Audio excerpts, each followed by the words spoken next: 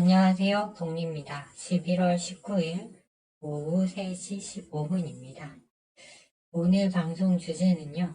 나스닥이 연말 랠리 에너지를 미리 다 끌어다 쓴 건 아닐까 라는 주제입니다. 일단 이거 나중에 설명드릴 건데요.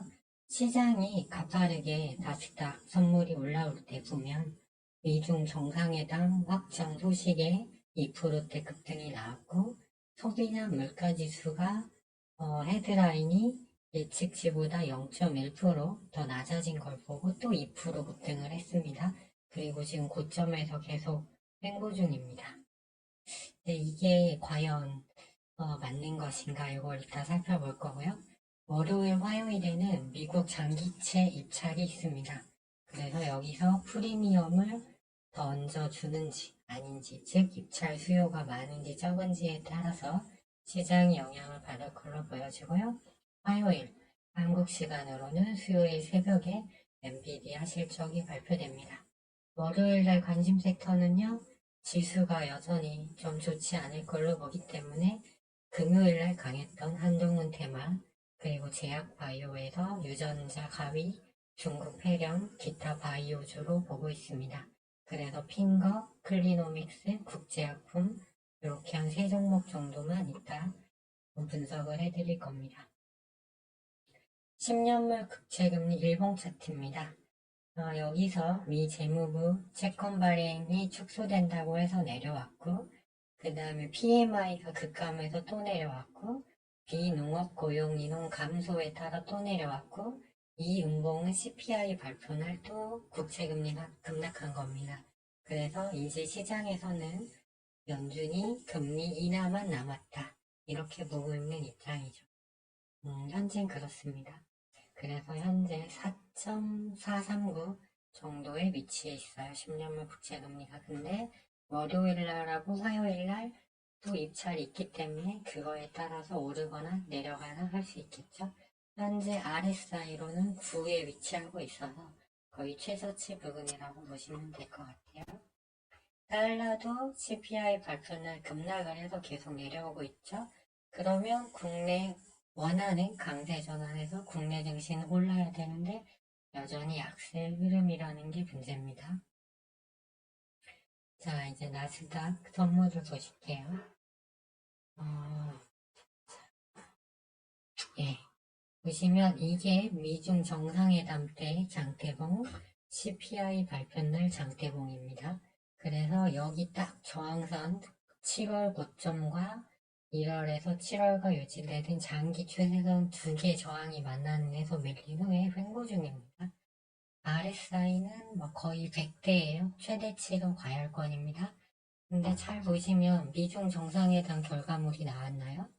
나오지 않았죠. 그리고 CPI 환호했는데 근원은 조금 내려왔고요. 그 다음에 헤드라인 CPI에서도 주거비 같은 경우는 호텔 등 주로 숙박비가 급감해서 내려온 거지 여전히 미국 주택 가격은 높고 주택 시장의 가격은 굉장히 견고한 상태입니다. 그렇기 때문에 이렇게 반응한 것이 과연 맞는가 라는 게 있고 일단은 RSI상 과열이기 때문에 더 갈등하더라도 내려왔다 올라가는 흐름이 있을 걸로 보고 있고요. 보면은 미국이 저소득층이 살기는 지금 굉장히 어려운 상황입니다. 모기지, 즉 주택 관련된 이자율도 매우 높고, 그리고 그래서 저소득층은 상당히 힘들고 또 저축액도 많이 소진이 됐고 그렇기 때문에 이제 과연 여기서 경기가 연착륙만 남았다고 하는데 과연 연착륙이 가능할지 아직 확인되지 않은 영역입니다. 다만 고점 부근에 오면 일단은 쉬어가는 게 자연스럽다고 보는 거예요. 여기 위를 더 뚫고 가기 위해서는 뭔가 명분이 필요한데 지금 그 명분이 될 만한 게 없습니다. 이제 남은 거 하나 정도는 러시아, 우크라이나 평화협상 정도 그게 나온다면 더 가는 걸 인정할 수 있지만 그게 아니라면 여기서 이제 좀 내려왔다가 올라가는 게 좀 자연스럽지 않은가 그렇게 보고 있어요. 그래서 나스닥 연말랠리 에너지를 다 끌어다 쓴 것이 아닌가 라는 말씀을 드리는 겁니다. 자, 이제 국내 증시를 볼게요. 보시면 국내 증시는 흐름이 썩 좋지 않습니다. 이게 지금 국내 증시 선물 15분, 30분봉 차트인데요. 일봉으로 보면 지금 여기 위에 여기 보라색 선을 뚫어줘야 되는데 지금 여기를 돌파할 이제 호재거리가 나와야겠죠. 근데 여기를 아직 돌파를 못하고 있고요. 30분봉을 보면 아직 60일선은 깨지 않았지만 20일 이평 검은 선이 내리면서 누르는 흐름이에요. 그래서 월요일, 화요일 미국장이 빠지면 데드크로스가 나면서 다시 밑으로 하향하는 구간이 될 수 있고, 코스닥도 30분봉을 보시면 선물 차트와 좀 비슷한 흐름입니다. 여기서도 이렇게 올라가다가 20일 이평이 밑에서 누르고 있어요. 그래서 여기 하락이 좀 더 커지면 이제 이렇게 밑으로 데드크로스 60일선 이평을 20일 이동평균선이 깨고 내려가는 데드크로스가 날 수 있는 자리다. 그렇게 보고 있습니다. 그러면 여기서 좀 밀리겠죠. 미국장은 1A로 올랐는데 우리는 완전 약해요. 시장이. 그게 일단 문제라고 보여집니다. 그래서 좀 강한 흐름을 기대하기는 좀 어렵지 않나. 일단은 이렇게 생각을 하고 있어요. 지난주 금요일날 보면 대체로 다 안 좋았습니다. 다만 이제 유가가 4% 급락한 여파로 이제 주로 기름, 물류비가 많이 들어가는 CJ 대한통운, 제주항공, 대한항공 중 항공료 가격도 내려오겠죠. 그래서 이쪽이 좋았는데 다시 국제유가가 금요일날 4% 급등해버렸어요. 그렇기 때문에 이쪽도 밀릴 걸로 보고 있고, 그러면 사실상 이제 갈 수 있는 섹터가 없다. 그리고 지표와 관련된 에코프로 그룹주를 보시면 일봉상 계속 저점이 낮아지는데 30분봉을 보면 어때요? 20일 이평이 60일 이평선을 깨고 내려오는 데드크로스가 금요일날 났어요. 그렇기 때문에 일봉상 요 21선이 월요일날 깨지면 또 이제 추세 밑에 받아줄 지지선이 없는 겁니다. 그렇기 때문에 내려가면 코스닥은 당연히 흐름이 좋지 않겠죠. 그 다음에 SK하이닉스도 9점 저항 맞고 21선까지 여기 보면 데드크로스 난 게 더 확연히 보이시죠? 삼성전자도 아직 데드는 아니지만 여기서 20일 이평이 살살살 꺾이고 있다. 근데 일봉으로 보면 지금 올해 내내 9점 저항을 받았던 73,000원대 저항을 뚫지 못했어요. 그렇기 때문에 다시 내려온다고 보는 게 좀 합리적이다. 그렇기 때문에 지수 흐름은 여전히 좋게 보고 있지 않습니다. 이제 한동훈 씨 인기가 좀 심상치 않은 것 같습니다. 내년 3월이 총선인데 벌써부터 한동훈 관련주들이 이렇게나 금요일날 강세였어요. 그러고 나서 시간에도 또 올랐습니다. DTNC, 아로, 세진, TS 이런 건 일봉상 이제 처음 올라왔네요. 그 다음에 리노, 인스트루먼트, 그 다음 핑거, 썸메이지, 태평양 물산 이런 종목들, 첼시스, 그 다음에 오파스넷, 노을 이런 종목들이 계속 움직이는 추세입니다. 지금 보시면. 네, 그래서 시간에서도 또 올랐어요. 그래서 이쪽이 이제 강할 걸로 보고 있습니다. 그래서 이쪽에서 핀거라는 종목인데요. 30분봉을 보시면 어때요? RSI가 88.83, 과열권 상한가를 갖다가 밀렸습니다. 그래서 그런데 거래량이 거의 없다가 이제 거래량을 대량 동반하면서 올렸어요. 그렇기 때문에 제가 봤을 때 5분봉으로 봤을 때 여기서 보시면 30분봉상 5일선이 지나가는 자리가 12,000원입니다. 그래서 한 4% 정도까지 이렇게 눌려줬다가 다시 U자형으로 올라가는 이게 후반 갈수록 물론 초반에 바로 치고 갈 수도 있죠. 일단 눌려줬다가 오후쯤에 다시 여기서 추세 잡고 끝날 쯤 상승했다가 화요일까지 시세 이어가는 뭐 그런 정도의 패턴이 좀 나오지 않을까 일단 그렇게 보여져요. 여기서 이렇게 음봉이 한번 나왔다가 이제 막중에 과리콜이 달겠죠.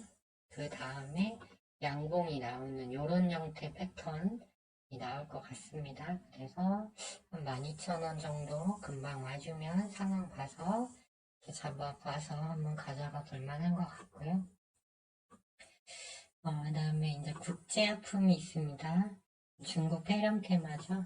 그래서 금요일날 장 끝나고 질병청이 이제 주의 경보를 발령해서 주의해라 이렇게 한 건데 문제는 21선이 지금 깨지기 직전이에요. 일봉상. 그렇기 때문에 만약 그 뉴스가 없었다면 30분 봉이 어때요? 지금 21선과 61선이 주가 위에 있죠. 지금 역배열이란 뜻입니다.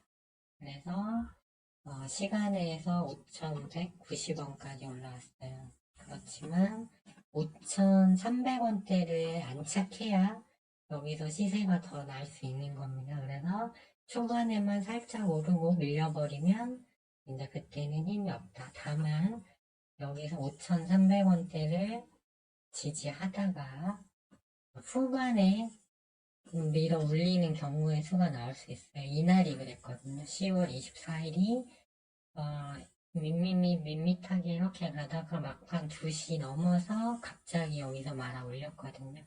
이제 그런 패턴이 한번 나오는지 볼만한 것 같고 이제 1A로 쫙쫙쫙쫙 올리기에는 좀 어렵지 않을까 일단 그렇게 보이지만 한번 관심 있게 보자. 그 다음에 일단 유전자 가위 쪽, 뭐 마크로젠, 털젠, 그 다음에 엠젠 바이오, 엠젠 솔루션 이런 애들이 연속 시세가 나고 있어요. 그렇기 때문에 한 번 더 시세가 나면 이제 차익 압력이 크겠죠. 그리고 장 끝나고 인벤티지랩 미용 관련이 또 완전 역배열, 일봉상 역배열에서 시외 상한가를 갔어요. 그래서 일단 갈만한 게 바이오 제약 쪽밖에 보이지 않습니다. 그런 개념으로 봤을 때 이제 폐암이나 이런 쪽 관련해서 진단기술 관련하고 있는 클리노믹스가 있는데 일봉을 보시면 거의 21선에 지금 붙어 있어요. 그래서 30분 봉도 시간에가 2.8% 정도 올랐는데 올렸다가 살짝 늘려줄 때 한번 흐름을 보면 여기서 이제 거래량이 초반 승부일 것 같아요. 그래서 갭 뜨고 살짝 밀렸다가 다시 올라가는 흐름이 나오면 2,410원이 일봉상 여기 11선 저항입니다. 그래서 여기 돌파해서 올라가면 조금 강하게 갈 수도 있을 것 같아요. 저점 메리트는 있다. 일봉상, 일봉, 분봉 정배열 자리니까. 그래서 클리노믹스 정도까지 왜냐면 바이오 쪽이 좀 활발하게 움직일 가능성이 있으니까 그래서 이렇게 한 3종목 정도만 한번 보면 될 것 같고요. 그 외에는 좀 보이지 않습니다. 일단 그리고 경농 같은 경우 이제 빈대 테마인데 주말에 추가적으로 발생을 하지 않았어요. 관련해서 근데 일봉상 금요일날 21선 을 살짝 했습니다. 근데 보시면 30분봉 주가 위에 21선과 61선이 누르고 있어요. 물론 최근에 외국인이 34만 5천 주를 산 건 긍정적인데 장 초반에 상승을 해서 13,300원을 돌파하는 흐름이 나오지 않는다면 조금 더 내려가게 되면 이제 21선이 상당히 밑에 있습니다. 그렇기 때문에 장 초반에 아니다 싶으면 이건 빨리 대응을 해야 될 것 같아요. 그래서 핑거 하고 클리노맥스 국제학구 정도만 한번 월요일에 일단 관심 있게 볼 예정이고요. 다른 섹터는 로봇도 뭐 다 밀렸고 그래서 이렇게 해볼 만한 게 없는 것 같고요. 우크라이나는 또 어설프게 또 크림반도 가는 일부 지역을 공격했더라고요. 하지만 뭐 그런다고 뭐 변하는 건 없습니다. 그래서 재건 쪽이 빨리 협상 뉴스가 나와줘야 되는데 아직 나오지 않고 있어요. 그렇기 때문에 좀 기다려. 이거 같은 경우는 보유 물량은 가지고 이제 좀 기다려 봐야겠죠. 네. 그래서 일단 미국장이 너무 급하게 올랐기 때문에 우리 증시에는 오히려 독이 됐다. 저는 그렇게 보고 있습니다. 그래서 해칭 쪽, 중국 패령, 그 다음에 한동훈, 그 다음에 제약바이오 이런 쪽만 일단 봐야 될 것 같고요. 그 외에 이제 그 입법을 많이 추진하고 있더라고요. 민주당이든 국민의힘이든 뭐 지하철 지하화, 그다음에 신규 노선 노후화 교체 뭐 이런 것도 있는 것 같아요. 그래서 철도 관련 쪽은 아직 뭐 거래량도 없고 뭐 이렇다 할 징후는 없습니다. 하지만 향후에 이슈가 나올 만한 뭐 대아티아의 특수건설, 그다음에 알루코 정도는 그냥 일단은 좀 관심 있게 보는 게 좋지 않나 그렇게 보여지고 나머지는 이제 갈 섹터가 거의 없지 않나 이렇게 보여집니다. 물론 이제 다음 주에 뭐 새로운 섹터가 나올 수도 있겠죠. 근데 다음 주 일정을 살펴보니까 뭐 추가로 나올 만한 일정으로 봤을 때 뭐가 새롭게 나올 만한 건 없었던 것 같습니다. 네, 그 정도로만 이해해 주시면 될 것 같습니다. 그러면 다음 주도 모두 성공 투자하시고요. 월요일날 오후 7시나 8시쯤에 마감 시간 갖고 찾아뵙도록 하겠습니다. 남은 주말 모두 잘 보내시기 바랍니다.